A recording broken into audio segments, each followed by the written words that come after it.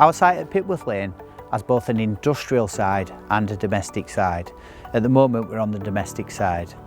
Now specifications in this area are a subject for discussion. In a lot of our videos we've been operating in the Northern Powergrid area, and today we're in the National Grid area. So some of the specification requirements are slightly different. Now on electric, here you'll see a 3-phase meter box. Right, 3-phase on a house probably sounds like a little bit of an anomaly, but it's not. In National Grid's area, they no longer install single-phase services.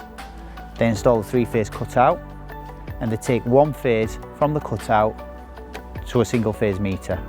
Now the reason for this is that National Grid are looking forward, and they're considering the possibility of this homeowner installing a new electric vehicle charging point, perhaps an air source heat pump, and they are making sure that they are installing equipment which is future-proofed.